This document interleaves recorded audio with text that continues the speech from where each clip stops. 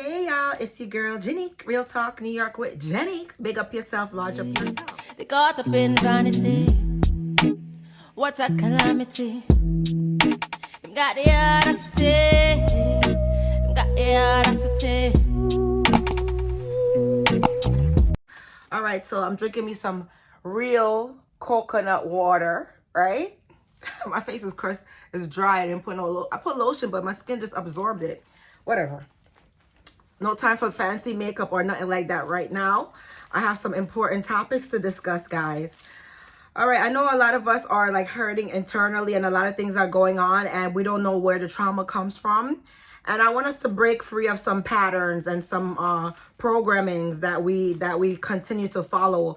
We're not conscious in the Black community at all. I mean, you know, this could apply to anyone. But I'm talking about the Black community because I'm Black, and I noticed that the Black community is not conscious about a lot of things that's going on in the Black community, the toxic cycles, how we treat each other, the patterning that's continued to go on. So I want to talk about narcissistic scapegoating and reactive abuse, right? We're going to talk about narcissistic scapegoating and reactive abuse. Let's talk again. Narcissistic scapegoating and reactive abuse. Okay, I have wrote a lot down on this topic, and I'm gonna there's an excellent YouTuber. She wrote a book called Shame, Blame, and I don't know the name of the book, but Shame, Blame. I'm gonna put in the description bar the name of the book so that you guys could get it. This is an excellent book for your healing journey if you grew up in a narcissistic system, toxic system of narcissists. Okay, so we're gonna discuss it. So we're gonna talk about scapegoating first, right?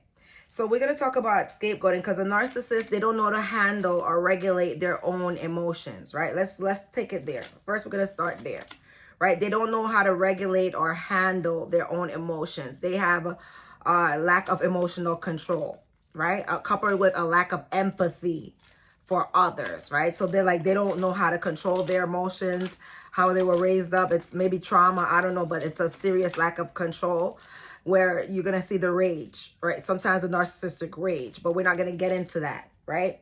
We're going to talk about scapegoating. The fact that when a narcissist feels guilt or feels some type of way, anger, whatever they're feeling, there's always something wrong within, right? Empty and within, right? So they want to project that. Narcissists use projection. So they're going to project that. Sometimes they have a family system when one person is silently designated as the scapegoat, right? They're designated as the scapegoat. Why are they designated as the scapegoat? Because they want to avoid accountability, whatever. So they want to blame it on I'm breaking it down in simple terms. So that one person, everybody in the family knows. In the system's family, they have a golden child, you know, the special child that nobody could talk down on. And you know, if you're, and then they have the narcissist, then they'll have the clown, family clown. They have different roles, a little different stuff, but I'm speaking more of the, I don't know everything about it. This is just what I'm learning and I'm sharing with you guys. So the scapegoat, they blame the scapegoat for everything, right? It could be because you're dark skinned. In Black families, a lot of people, they don't like dark skin, or it could be because you're outspoken. You know, you speak a truth that they don't want to hear, right? And they want to, they whatever it invokes inside of them, they have to blame and they have to blame you, right? So in the narcissistic family dynamics, there's that one person is okay to lie to, gaslight, blame, shame, and sabotage, and it's okay. There's not going to be no defense. It's like a silent rule that it's okay to do that to that one person, right? So growing up as a child, if you were being scapegoated, say for instance, two children do something, you're blamed. You're the scapegoat is the one who's blamed. Remember, two children of the same age doing something. One person is not held accountable. The other person is blamed for the said child's behavior. So, and that's the scapegoat. I don't know why many reasons why a person is chosen to be a scapegoat. And remember, the whole family gangs up on the scapegoat, whether they blame, shame, or sabotage. Blame, shame, or sabotage. They could shame you by mocking, laughing at you, gossiping behind your back.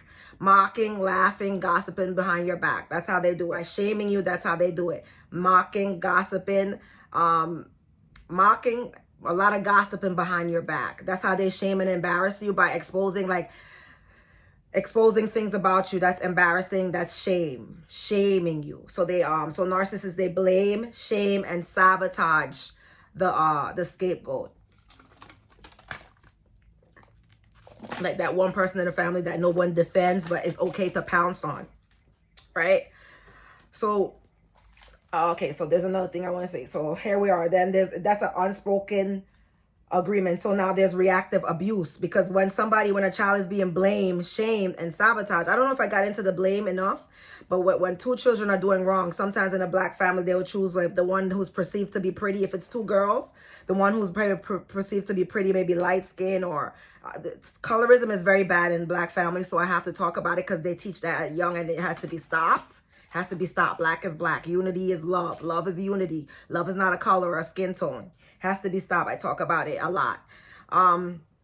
So whether they're going to blame the dark skin one. Now, the narcissists are very unhealthy people. I used to hear a lady calling my mother when I was a kid growing up. I didn't really have an emotional connection to the lady because I didn't look at her as an aunt, because I already had an aunt growing up from Jamaica. I had aunts that I had Jamaica. So when I came up, I didn't have an emotional connection to the lady. So, I mean, they wanted me to, I was supposed to, whatever. But she would call my mother and say, keep her away from my daughter. Keep her away. And shame and blame me for whatever her daughter was doing. So I did like kind of pull away. I didn't say nothing. I'm a kid. It's okay to shame one child and praise another child. It's to me, it's not to me. It's emotional abuse. That's what it is, emotional abuse. And that does something on your psyche when you're growing up. It makes you not go for opportunities. It makes you feel like you're worthless. So it makes you feel like you don't believe in yourself and you're worthless, right? And this is why I teach you girls to uplift yourself. Don't let people tell you who you are, make you feel little, because all this programming affects you in your adulthood, believe it or not. So the sabotage, right? The shaming, she would say, oh, stay away from my child. When two children do something, two children should be held accountable for both of their actions, because one will grow up and continue to blame others for their act. There will be no accountability. And the one trait with a narcissist, there's no accountability. They're always never the problem. There's no accountability. They're blaming this one for their actions, that one actions, this one. And this is an intimate conversation. Sometimes I talk fast because I don't want to forget, but this is an intimate conversation with love. And if you're in a family dynamics where you're being shamed, blamed, and sabotaged, and it's a silent agreement that it's okay to do that with you, maybe either you're going to go low contact or no contact. Because if some people are doing that to you, that's not love. Love is healthy. I'll talk about that later. But we're going to talk about the reactive abuse. Reactive abuse is when it's usually done in families, or people that you know, groups that you know, because people that you don't know can't get you to react, right? Okay, so reactive abuse is when somebody knows something deeply personal, very hurtful about you. They would bring that up in a public arena. So maybe it could be at a dinner table. They'll bring that up in a public at the dinner table, and when you outburst, they say, "Hey, look at her." That's what narcissists do. Like what they bring up is have to be so bad to the point where they know you're going to react. But it's secretly, they know how hurt you are about that situation. They know how hurt you are about that situation, and you're not crazy. It's called reactive abuse. Narcissists do that. They play very serious mind games. And I want to let you know, if you're being that's psychological and emotional abuse. Reactive abuse is psychological and emotional abuse. Because whenever somebody's bringing up your psychological wounds that you're trying to heal from and you react, they're just triggering you more. And they're triggering you to prove a point, that a narrative they're trying to paint about you, that you're a bad person. They're trying to tell everybody you're a horrible person, you're an evil person, right? Because of their own jealousy, whatever issues narcissists have. Usually a lot of times they're jealous, envious. They want what you have. They want to belittle you or humble you. So they want to prove, in order to get people to believe that and to be going against you, they want to prove that you're a bad person. So they're going to use reactive abuse. That this one particular one would do that to me many, many times. But I know how to know gray rock. Gray rock is no in contact, no speak to them, don't look at them, try to avoid any type of communication with them at all. Even if you have to be with them at a family function or gathering.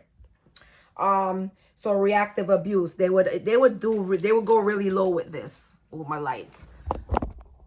The light is kind of getting in my eye. Sorry, my duster. I was cleaning. I washed my sheets, changed my curtains, have my duster there. I gotta finish cleaning, but I didn't want to lose my ideas. So reactive abuse, and this is very hurtful. This reactive abuse, they keep on bringing up your wounds so you could react and make you look like the bad guy. You're not crazy. They want to go around and tell people that you're crazy so they could get more haters to jump on you. That's what they're doing. When someone I didn't really, that got to know me personally, and they saw the type of person I am, and they got to know me for me, and they warned me. They said, you know what? Your family don't wish you no well. They're bad mind, hateful against you. But this is a person that when I was growing up as a kid, I used to hear this lady speaking, like saying all these things about me. Stay away from my daughter. Da, da, da, da, da. I used to hear that. So I know it's true. And and it's, hey, it's my story. If it can help somebody, it can help someone. She did say something truthful, because what they'll do is they'll do this stuff behind your back. Because if you set a boundary, if they can't control you, narcissistic are controller. They want to control you to serve their agenda. They want to control you. And if it's something that you don't feel comfortable sharing because you don't trust the person, personally, me, certain things I'm not going to share with you if I don't trust you. Your energy is off for me. And the honest God truth, I might love you, care about you, but I don't trust you. Love and trust is two different things. I can love you from a distance, but if your energy's off, I don't trust you. So if you don't share personal information with them and they feel offended or their ego is bruised, they'll go behind your back and start a narcissistic slay campaign against you. What do you call it? This narcissistic hate campaign, slave campaign, whatever. I don't remember it right now because that's why I talk fast, so I can say everything. So they're going to start a campaign against you. Smear campaign. Narcissistic smear campaign against you. So I know their behavior. There's another, I don't know, did I tell the story about a family member? Oh, the blame part, the blame. This family member, she, I guess she had another issue with a relative where she didn't know about babysitting her child and she felt like she was being used. But she didn't have when the grand narcissist confronted her, hey, you're being used, who's you, like with the toxicity instead, because they don't know how to communicate and be healthy and be authentic. They go behind their back, each other back, the way they do things. So when the grand narcissist confronted her, she blamed me that I'm the one who said that. Nope. You have to be accountable for your own feelings. If you felt like somebody was using you, you should have sat that person down and spoke to that person down instead of blaming me. I didn't know anything about that person coming to you, asking you nothing. You told me that. Take accountability for your own actions. I didn't know nothing. I'm not a psychic. I cannot know what's going on in another state. So a grand narcissist confronted her and she ended up blaming me because they know they would believe me. Because remember, it's a silent thing that I'm the scapegoat of the family, right? So it's a silent thing, blame me because I'm the problem. So when the problem leaves, you'll see. I'm going to trust God and learn to depend on God. That's why I said I choose my own, I spread my own story, my own life experiences to help you guys. Learn to depend on God more because that's what I've been doing. I decided to just learn to depend on God because some craziness that goes on, it's just uncalled for. And when you set a boundary with a narcissist, like you don't want them, narcissists don't have boundaries. Like for instance, you shouldn't be talking bad about me to my child that I gave birth to. I heard a narcissist doing that over the phone because what they do is they want to hurt you so bad, they attack whatever you love. These people are truly, truly toxic, spiteful, and vindictive. And had I have been wiser, it's best to silently leave. Whatever information you gather about these people, it's best to silently leave because they will start a smear campaign against you and whatever. And flying monkeys. I notice certain people always watching my stories, but they never support anything I do. So I have to block them because I don't know if it's a flying monkey going back to report. I don't know what's going on. All I know is I'm living my own life and I'm staying focused. I don't want to be along with no gossiping, no toxicity, no gaslighting. He said, she said. I don't want to be involved with nothing. I just want to pray to God and go forward with my life. I don't want that. No, hate, gossip, drama. I don't want nothing in my life. I just want to go forward and be happy. And I don't want to feel like I'm forced to talk about my personal life and things that I acquire or anything to people I don't trust, especially if strangers have to warn me about people that's supposed to be my blood relatives. And it's very dangerous to not know. No, it's crazy because it's an ongoing thing. It's very dangerous to not know who's really with you because there'd be somebody you know that's close to you that could really put you in harm's way. Very dangerous to go. It's Loyalty is very important. It's very scary when I think about it. I don't know what goes on behind my back, but all I know, I've been sabotaged by one of these narcissists. And I saw all my family. They don't know the full story. They just know what the narcissist told.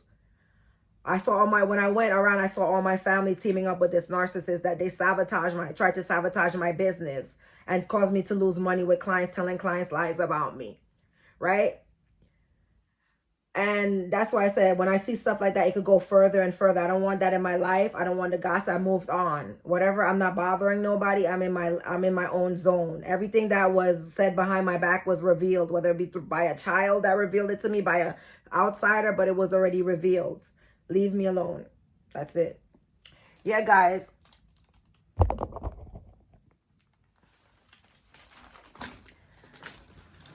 It's just, it's really scary. It's really crazy, but you know, that stuff, gaslighting, lies, manipulation, gossiping, tearing you down, that's not healthy. This is how you know you're from a healthy family.